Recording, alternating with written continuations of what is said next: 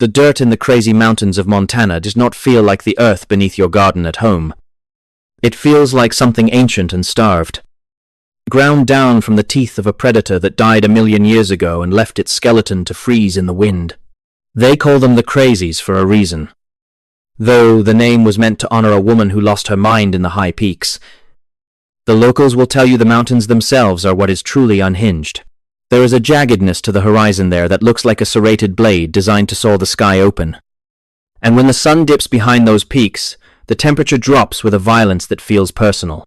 I have sat in enough small-town diners and looked at enough topographical maps to know that some places on this planet do not want us there. They tolerate our presence only until they decide to close the door. Aaron Hedges was a man who understood these woods as well as any person could. A hunter who knew the weight of a rifle and the rhythm of a long haul through the brush. But the mountains do not care about your resume when the shadows start to stretch. Aaron was 38 years old in September of 2014. A man in the prime of his life with the kind of rugged confidence that comes from years of chasing elk through the high country. He was not a weekend warrior who bought his gear at a big box store the day before his trip. He was an experienced outdoorsman who knew the difference between a calculated risk and a death sentence. Along with 2 of his closest friends, he headed into the northern end of the range near the town of Wilsall, a place where the trees grow so thick you can lose your sense of direction just by turning around to sneeze. They were looking for elk. But the mountains were looking for something else entirely.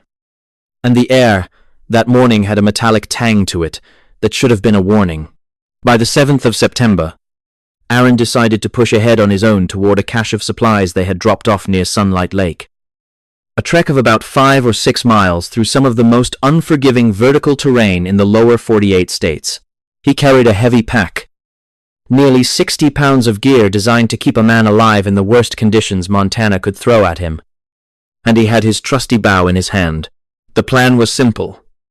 Hike to the lake, grab the extra supplies, and meet his friends back at the base camp in a few days. But the weather in the Crazies is a fickle beast that can turn from a bluebird sky to a blinding whiteout in the time it takes to lace up a boot. And as Aaron climbed higher, the clouds began to boil over the ridges like grey smoke from a forest fire. He never made it to that cache at Sunlight Lake, and he never made it back to the camp. He simply stepped into the grey and became a ghost before the sun could set. When his friends realized he was missing, the panic did not set in immediately because they knew Aaron. They knew he was tough. They thought he had just hunkered down to wait out the storm. When the search and rescue teams finally mobilized, they brought in everything. Helicopters equipped with heat-seeking cameras, specialized canine units that could sniff out a needle in a haystack, and dozens of ground searchers who knew every inch of the drainage. They focused on the path to Sunlight Lake, the logical route for a man trying to reach his supplies. But they found absolutely nothing for days. No footprints in the mud, no broken branches, no smell of a campfire. It was as if Aaron Hedges had been plucked off the surface of the earth by a giant hand. The silence of the woods is a heavy thing.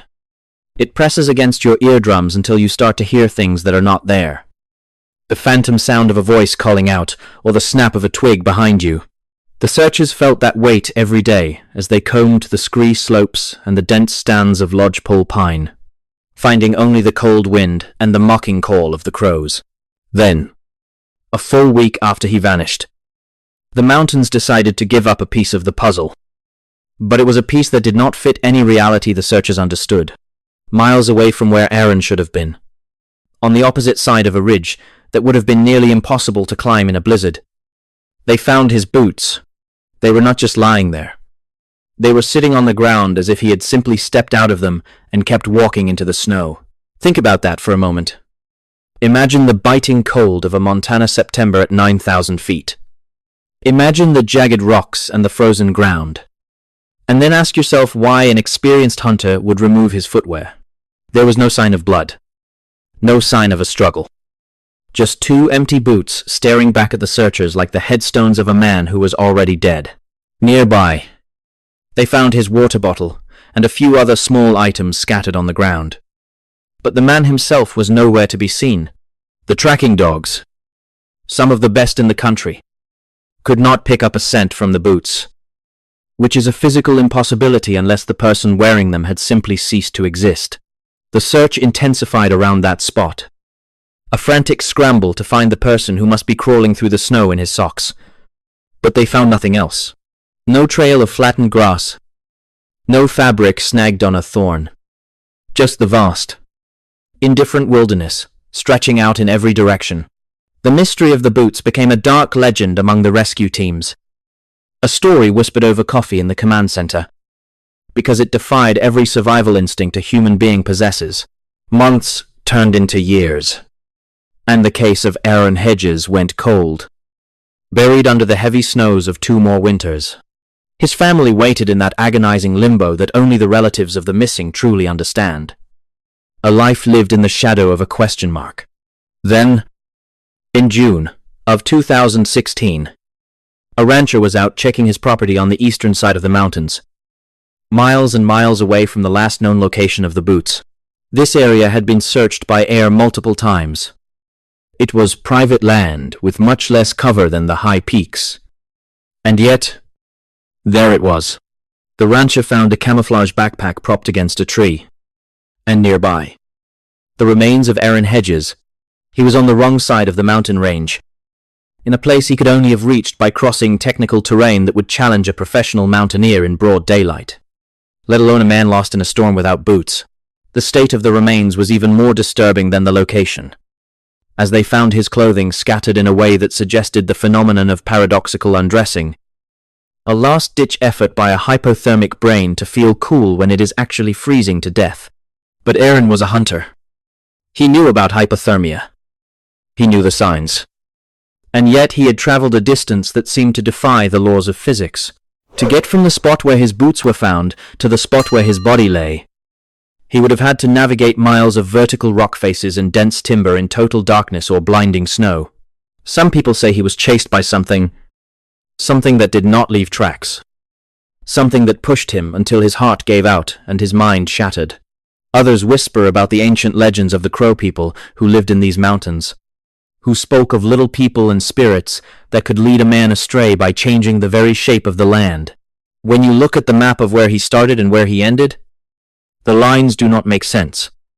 They look like the erratic scribbles of a dying man or the path of someone being hunted by an invisible force. The backpack was found in a spot that had been surveyed by people on horseback and by air. So how did it go unnoticed for 2 years? Did it just appear there? Or was it moved by something that enjoys playing with the remains of its prey? There is a sickness in the air when you talk about the Aaron Hedges case. A feeling that we are missing a fundamental piece of the equation. A variable that exists outside our understanding of biology and woodcraft. We want to believe that if we are prepared, if we have the right gear and the right training, we are safe. But Aaron had all of those things, and the mountains still swallowed him whole. The investigation officially concluded that he died of exposure, a clinical term for a terrifying way to die. But that answer provides no comfort to those who have seen the terrain. It does not explain how a man travels miles through the backcountry in his stocking feet without leaving a trace for the dogs to find. It does not explain why his gear was scattered like breadcrumbs in a twisted fairy tale, leading nowhere and everywhere at once. I have walked in those woods. I have felt the way the wind seems to carry the sound of a human murmur just at the edge of hearing. And I can tell you that there is a predatory intelligence in the silence of the crazies. You are never truly alone out there. Something is always measuring your stride, counting your breaths, and waiting for the moment you decide to take off your boots and step into the dark. The disappearance of Aaron Hedges is not an isolated event. It is a chapter in a much larger and more terrifying book that the authorities are too afraid to read aloud. It reminds me of the case of Jared Atadero, a 3-year-old boy who vanished in the Roosevelt National Forest in Colorado back in 1999, only for his clothing to be found years later on a high ledge that no child could ever reach. It brings to mind the strange case of Danny Philippidis, the firefighter who vanished from a ski resort in New York and turned up 6 days later in California, dazed and confused with no memory of how he traveled 3,000 miles. There is a pattern here of impossible distances and misplaced items. A pattern that suggests the world we live in has thin spots where people simply slip through the cracks. We find their boots. We find their bones. But we never find the truth of what they saw in those final moments before the mountains went silent. The air in the crazy mountains does not just sit. It breathes. It is a heavy, damp, lungful of pine needles and ancient stone that settles in your chest like lead. When you stand at the base of those peaks, looking up at the jagged teeth of the Montana skyline, you realize how small your life truly is. We tell ourselves that we are the masters of the wilderness because we have GPS units and Gore-Tex jackets and high-caliber rifles. But the mountains do not care about your technology. They have been here for millions of years, and they have learned how to wait. Aaron Hedges was a man who understood the woods, or at least he thought he did. He was 38 years old, strong, experienced, and he was carrying enough gear to survive a week in the brush. He headed out on that morning in September of 2014 with a plan to meet his friends at a high mountain camp. A simple trek for a man of his caliber, but somewhere between the trailhead and the camp, the world shifted. The search for Aaron Hedges was not a casual affair. It was a massive, desperate mobilization of resources that saw hundreds of volunteers and professionals scouring the ridges. They used helicopters with thermal imaging. They used highly trained scent dogs. And they used every ounce of woodcraft they possessed. The weather turned brutal almost immediately, a common theme in these cases. As if the mountain itself was trying to hide what it had taken, heavy snow fell, blanketing the terrain in a thick, white shroud that muffled the screams of the searchers and blinded the eyes of the pilots. For days, they found nothing. No footprints. No broken branches. No sign that a man had ever passed through that valley. It was as if Aaron had simply stepped off the face of the earth and into a void where physics and logic no longer applied.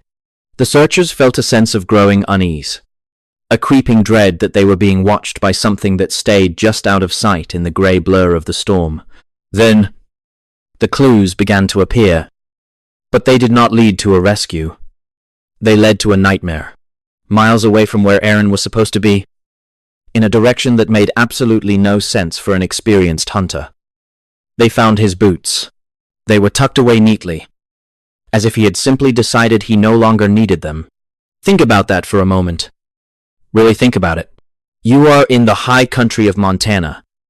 The temperature is dropping below freezing. The snow is falling. And you decide to take off your heavy hunting boots. You are miles from civilization, surrounded by jagged rock and freezing mud. And you choose to continue your journey in your stocking feet. The official narrative says he was suffering from hypothermia, that he was confused and succumbed to paradoxical undressing. But that answer's too clean. It does not account for the sheer distance he traveled after discarding those boots. A trek that would have shredded the feet of a marathon runner, let alone a man dying of exposure. As the months turned into years, the case of Aaron Hedges became a ghost story whispered around campfires. His backpack was found in another location, miles from the boots, and his water bladder was discovered in yet another spot. It was a trail of breadcrumbs, scattered like a twisted fairy tale, leading nowhere and everywhere at once. The gear was not damaged. It was not torn by animals. It was just sitting there, waiting to be found. The investigators looked at the map and saw a pattern that defied explanation. To reach the places where his items were found, Aaron would have had to climb over ridges and cross valleys that searchers had already cleared. He would have had to move with a speed and a stealth that is not humanly possible for someone in his condition. It was as if he was being moved by a predatory intelligence, something that was playing a game with the remains of his life. The final chapter of the Aaron Hedges story was written 2 years later.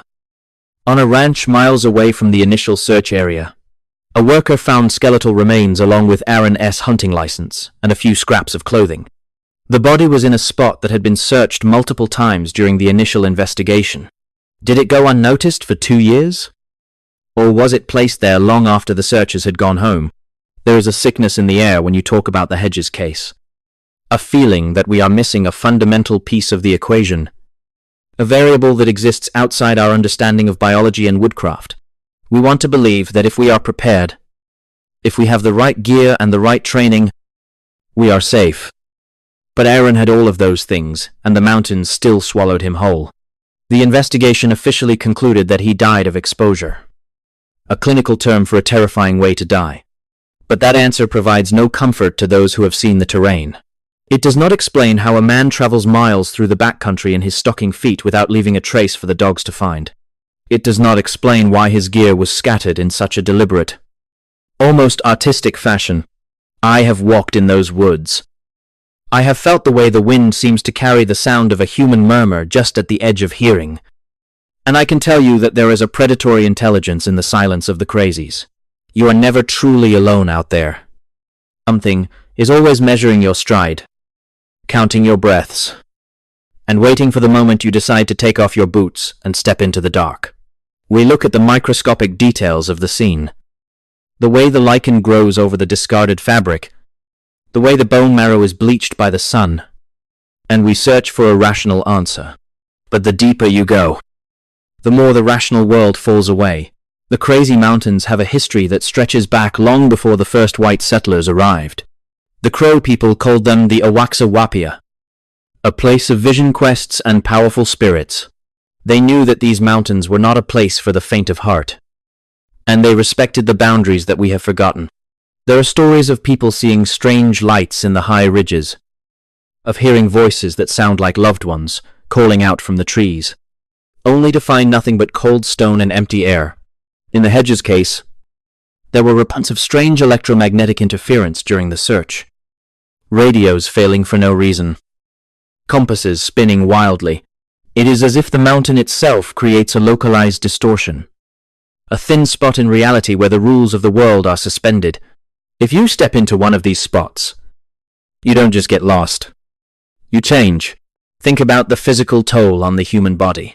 To walk for miles on frozen ground without shoes is an agonizing experience. Every step would be a symphony of pain. Every rock a knife edge. Every patch of ice a soul-numbing burn. Your feet would swell. The skin would split. And eventually, the nerves would simply die. Yet Aaron Hedges apparently kept moving. He didn't just crawl into a hollow log and wait for the end.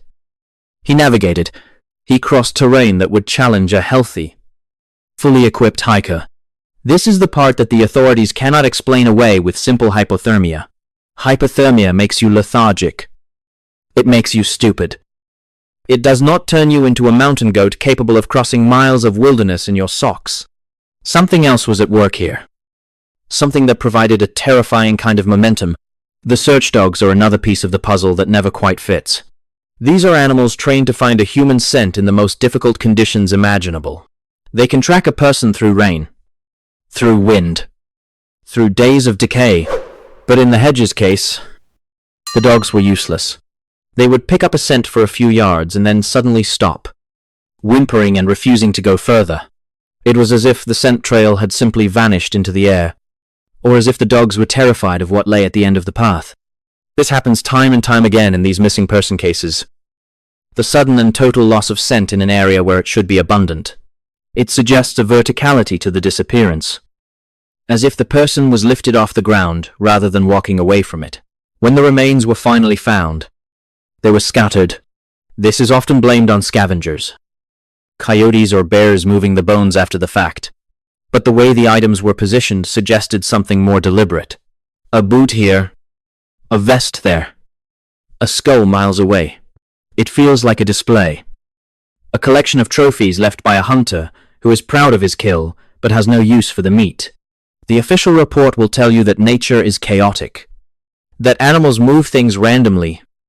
But if you look at the map, the points of discovery form a line that is too straight, too intentional. It is as if Aaron was being unmade piece by piece as he moved through the forest. His identity stripped away until there was nothing left but bone and nylon. The disappearance of Aaron Hedges is not an isolated event. It is a chapter in a much larger and more terrifying book that the authorities are too afraid to read aloud. It reminds me of the case of Jared Atadero, a 3-year-old boy who vanished in the Roosevelt National Forest in Colorado back in 1999. Jared was hiking with a group when he ran ahead for just a moment, and he was gone. The search was massive. The terrain was difficult, and for 4 years, there was nothing.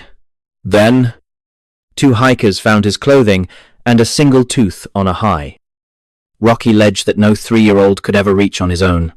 The clothing was in pristine condition, turned inside out, and his shoes were sitting there. Just like Aaron's boots. No blood. No signs of a struggle. Just the empty shell of a child left in a place that defied logic.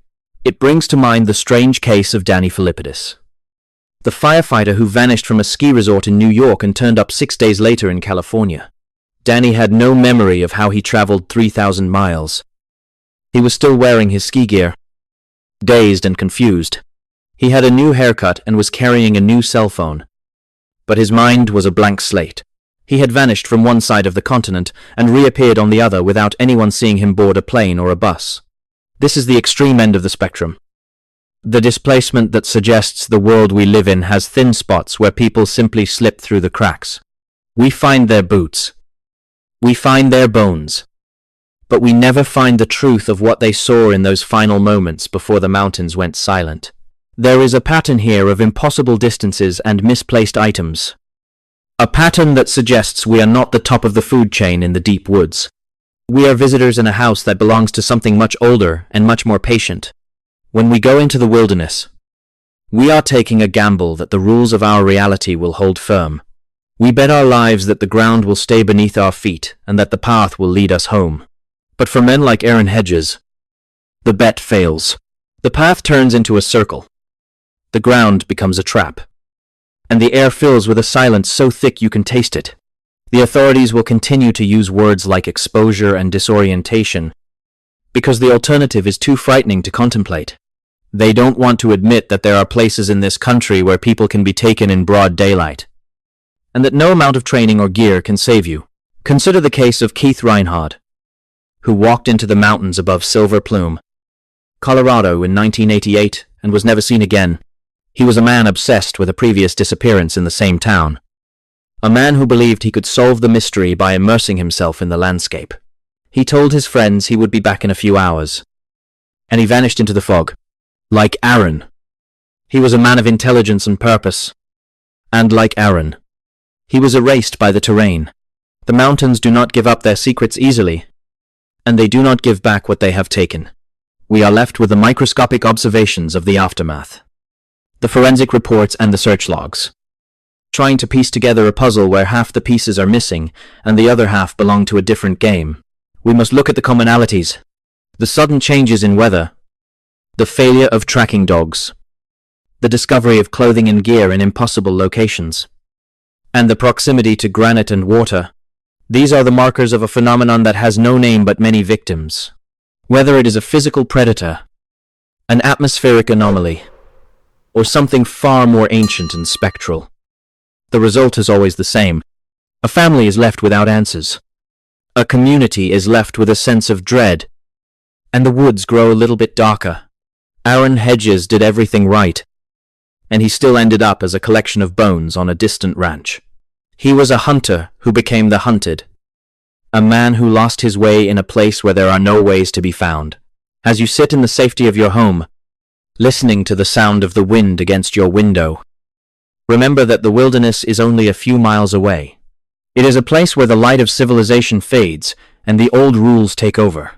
If you decide to go out there, if you decide to test yourself against the peaks and the valleys, keep your boots laced tight and your eyes on the horizon. Don't listen to the murmurs in the wind. And don't follow the orange breadcrumbs that lead into the deep timber, because once the mountain decides it wants you, there is no turning back. The silence will find you. The cold will embrace you. And the truth of what happened to Aaron Hedges will become your truth as well. The world is much larger and more terrifying than we allow ourselves to believe. And we are all just one wrong step away from the dark.